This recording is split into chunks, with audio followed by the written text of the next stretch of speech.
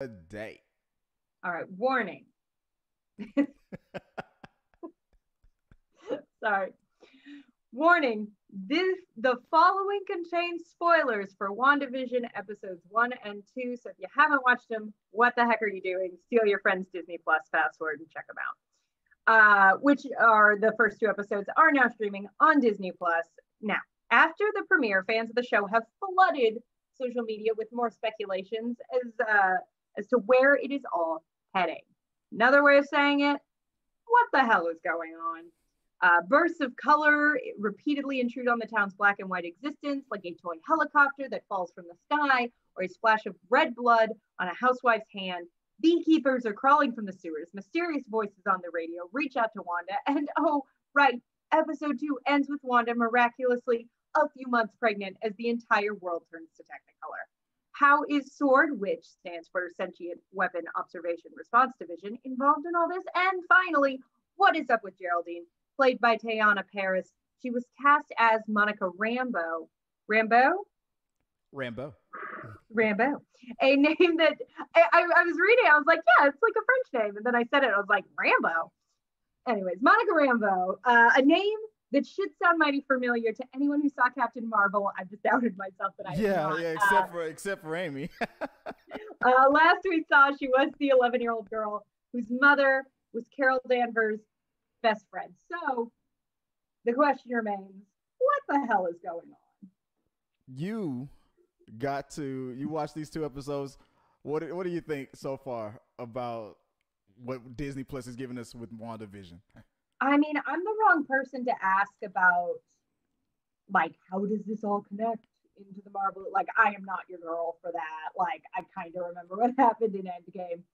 Kind of. Like, I like Marvel, but I'm not, like, a deep cut fan kind of person. But I just as a fan of television and of interesting storytelling, I know this is not a hot take, but I am loving this show. Because as I've said, I've always said on this channel, I am not always hands down a superhero person. Like, I don't care because they're superheroes. And if I'm being totally blunt, go for it. Yeah. Having sort of piecemealed together the Marvel canon, like going into, you know, the final Avengers movies, I always found Wanda and Vision super boring because I didn't really get what their deal was. And to me this totally just like proved me wrong. I think both those actors are so fun to watch, and really just digging in with such a unique concept. I mean, I think just all the TV stuff is so well done, and even like that shift in the first 2 episodes of like starting it in the 50s and moving it to the 60s, and the way they sort of did it clearly but not stereotypical, you know what I mean? It wasn't like, oh, we're in the swinging 60s. It's just like, oh no, the skirts got short, like the costume work's phenomenal, the direction's like wonderfully, like, oh, the camera angles are just getting a little tighter and a little quicker cut back, and less of that like wide angle. Yeah, like, even the format of the screen was old school. Yeah, that was awesome. Yeah, no, that first episode super like wide angle, like I Love Lucy, like 3 camera, you know, live audience sitcom, and then as we move into that second episode, like you're getting more mid shots, you're getting more close ups, and I think all of that was just so beautifully done. Not to mention this just incredible sense of almost unease, like it's almost creepy, like those moments we mentioned, it's like, oh my god, what is happening? And that genuine sense of like, what the hell is going on, I'm not dropping it all at once. I love that we get to sit here and talk about it, and it's not like, oh, you didn't just stay up the first night and watch all 12 episodes or whatever it is. We'll be talking about it for a week, and then nobody will be talking about it for the rest of the year. Exactly. I have thought about it repeatedly, like multiple times throughout this week, and I love not feeling that pressure of like, well, I don't have, 10 hours to commit to this, I'm not going to bother. It was so refreshing, and it's a way to get to go, I'm going to sit down for this hour, and then I have something to look forward to this week. Like, It has been a rough year. It is nice to have things to look forward to, but that's sort of my more TV nerdy than superhero nerdy assessment. So what do you think? I do want the like that, what did it say, that love letter to that old school style of television that they did more than any connections to Endgame or the other Avengers movies and stuff like that, right? Yeah, and as just a lover of like good storytelling and kind of a good mystery and a good, you know, how do you let a story unfold and letting things be, you know, I think they're certainly building themselves up to really pay this off, but I'm hoping they do it. But like as I was saying, I do want to make sure. I'd love to hear what you think, and if you have like more theories, as I think more of the Marvel fan. To dive into the psychosis of what we're gonna get nerd sweaty. Everybody. I was never like a Wanda or a Vision or comic book reader. I know a little bit about it, how you know they do actually fall in love in the comic books. They have twin babies. I know that it was always odd that, like you said, how is it that these two even like each other? And I think I've heard people break it down that, well, let's just keep it with the MCU, that like she might identify with Vision because of their connection from that second Avengers movie, that Age of Ultron thing where she started and where he started, and the loss of her brother. Maybe, I don't know, maybe she's just such a loner that she sees something in Vision that she knows that no other. Maybe she doesn't want a real man or anything like that. She wants somebody like him he seems like he's going to be caring, he's protective, he's loving, but he doesn't seem like he'll have any of the other hang-ups or something, like issues that us dumb guys will have. He seems like he could become the perfect partner or somebody. So maybe that's what she sees in him. I don't know, something weird. But they have some kind of weird thing, right? And I love a good mismatched couple too. They do seem like the oddest couple, but it works. I don't even know how it works, but they're cute. And it makes sense that they're doing that homage to all those old shows, because those were always the mismatched couple. The I Love Lucy, the Dick Van Dyke, the well, you just name it. They were always like a mismatch. I love that they did like the Bewitched exactly. animated sequence for the second episode. Was so cute. Exactly, the I Dream of Jeannie kind of a thing as well, and it just works. You know that it's going to get weirder as it goes on. They're giving us that little drip of what's to come, the mystery that we gotta, I guess, that onion we have to peel. And I hope it doesn't get, and this might be an unpopular opinion, I hope it doesn't get too, at least to what, too comic booky? Yeah. No, I don't think it will. I think on the last 2 episodes, that's when it'll burst open. But I think that would be great, honestly. Like slow burn it till then. Yeah. And like personally, part of what I think is so interesting about it, and this could be off base, but you know, hearing people talk about the theory that, and it certainly seems like a big part of the show, that beyond the like Marvel superhero, like big bad, like all that stuff that they're probably setting up for, it's a really interesting sort of heartbreaking under the surface look at like a woman dealing with grief. Like I love the concept that this is her like creating this ideal world of like the marriage and the family and the, you know, perfect kind of life that dealing she was cheated out of when Vision died. Yeah, and if you saw how if you saw how she processed that when she got her hands on Thanos, that whole "you took everything from me" moment, and kicked Thanos' ass all over the damn place. Which, technically, she won that fight. He had to cheat to get his ass. He knew he was screwed.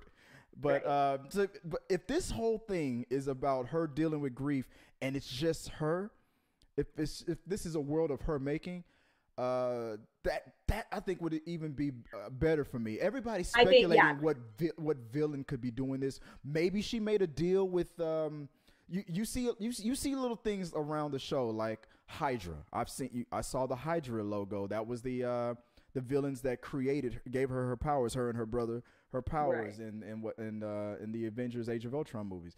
So maybe it's them. You see the sword logo. We just talked about that when on the dialogue that you read out, and that whole organization. Maybe it's them that are just trying to help her bring Vision back. There's this what if thing that's happening right now. That's a big key of the show. I think that's why people are really digging it. It's like they love speculating. Is it Wanda? Is it this other villain? Is it AIM, a group called AIM that's in the comic books? Is it Sword? Is it Shield? Is it Tony? Who knows? Is it the I don't know. It could be Lucifer from the TV show that TV show Lucifer that I love to watch. I know it's a different comic book, but still, you never know. It's gonna get weird.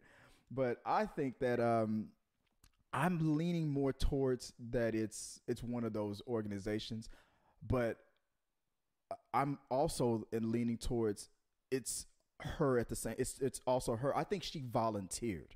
I think whatever's going on, I think it's like making a deal with the devil kind of a thing. That's interesting. I think she wasn't getting what she wanted from whoever was trying to help her bring Vision back, and she's grieving so much. She's like, I'll do whatever. Even though I know these guys might take advantage of whatever their evil plot is, they seem to be able to give me a piece of what I want. I think she made like a deal with the devil kind of a thing, and I think that's kind of what we're processing. That's probably why these agents or these other people are trying to find her. You hear that little radio, Wanda, who did this to you? What's going on? I think they're trying to pull her out, but I think she wants to be there, even though she probably should. I think the messages or the clues are there that she wants to be there because she seems to be able to control some stuff. Yeah. But the Sword and the Hydra stuff, maybe she made a deal with the wrong people. And that's the fun thing about this show. It's so unique about it. What the hell is going on? Why is the red stuff, in color and all this other stuff? It's bonkers right now, and I'm having fun with it. I like it so far. I like it. Yeah. No, and I think it's the strongest choice though. If it is her, I'm sure it'll be her in some capacity, but I hope they lean into that as the concept, because I feel like if they lean too hard into like, oh, it's about her grief, but also here's the villain, I think it would cheapen it. So I was, and somebody in the chat, I tried to bring it up. It's a Woe Boy said, the Vision is dead, and I'm thinking about that because was it Shuri? She was working on a way to keep Vision alive and keep him, his normal self, and still be able to remove the stone without, because if you remove the stone, that's pretty much his soul. That's what's giving him his soul. So she's pretty much trying to figure out a way to keep him and remove the stone. And they were working on that. Maybe they figured it out. Maybe they came close, and maybe this other organization, these evil groups or whatever, are like, well, they figured that part out, and we're going to try to do the other half of it, and blah, blah, blah. Maybe that's what's going on. I don't know. That's the fun part about it. But I think Shuri was getting close. She was working on it. She's the smartest person in the world in the MCU. But I think part of that has to do with it too. Maybe, there's a lot of connections moving forward with the upcoming movies, the Spider-Man movie that's coming out, the next Doctor Strange movie that's coming out, and WandaVision are all connected. So I don't know. Maybe it's magic, but it's fun to speculate what's going on. What is that Woe Boy said? That Vision's dead, right? He is a mental projection of Wanda. I don't think so. I don't think he's just a mental projection of Wanda. I think he's there. I think some part of him is there. I don't know if it's really him. What do you think? You think Vision's just in her head in this simulation, Amy? Oh, did I lose you for a second? I lost. Oh, did the stream? Oh, let's see if I get this. Let me put it on me for a second and see if I get you back. But I think I got you back. There we go. I plugged an Ethernet cable in, so hopefully that helps. Yeah. But can you hear me? Sorry about that, guys. Totally. I'm glad I had it on. I think I had it on me full screen for the whole time. I went super sweaty nerd on that. So my question was, Woe Boy in the live chat, he's saying, you guys know that Vision is dead, right? He is a mental projection of Wanda's, of the so-called normal life that she wanted to have with him when he was alive. Do you think Vision is dead, or do you think that is Vision? Or do you think it's a projection? I think Vision's dead. I think the world's too weird. I agree. I think I stand by that theory. And like I said, I think part of it's hoping, because as sad as that is, I do think it's one of the more kind of emotionally interesting things. Marvel's done, if they do really lean into that, I think it would be a really strong choice. You think it's all one? I think that is Vision. I think that's him. I think because I mean, future movies, he's got to come back. Nobody stays dead in these comic books, so I think it's him because he's starting to notice the strange things that are going on. Unless it's like a Matrix situation where it's like you're noticing strange things that are going on because I created you. Don't spoil Matrix for me. I'm literally watching. No, not Matrix. I'm not talking about. I'm just speculating. Like maybe it's a situation where the reason why he's kind of seeing weird stuff is like maybe Wanda's gonna say it's because I tried to recreate you as best as I could, but if I'm gonna be mad at that, it's gonna be like I tried to make you recreate you as best as I could, but you're not real. I'm not gonna like that at all. I hope it's gotta be him. I hope it is, but we'll see. We'll see. But guys, let us know what you guys think about that. With in the community tab, it's still up. So if you want to vote, if you haven't voted on it yet, so go to the community tab and let us know who do you think it is. Is it Wanda? Is it one of the other MCU villains like Mephisto, Nightmare, or Grim Reaper? And just let us know what you guys thinking about that and put it in the box. And whatever you put in the box, we'll probably talk about it more. We got your mail. Like Joe Ryan, he says, I don't watch the show. Should I be? Wait, Joe, you haven't watched the show yet? What are you? I know you're joking. I think you said something later that you did watch the show afterwards, right? I think, man, did we just spoil the hell out of you, Joe? Sorry about that, man. All right, what's the next? All right, it's only the first two. See, that's the good news. We can only spoil so much. You can only spoil so much. Yeah, that's cool. Our next story from Variety. Josh Duhamel is in talks to star opposite Jennifer Lopez in the Lionsgate romantic adventure Shotgun Wedding, replacing Armie Hammer in the lead role. Hammer dropped out of the project last Wednesday with a representative for the production explaining, given the imminent start date, Armie has requested to step away from the film, and we support him in this decision. If you like what you saw, make sure to subscribe to the channel and please drop a like on this video. It really does help us. Also, don't forget you can turn on notifications so you don't miss a single review, react, why is that trending, or we got your mail.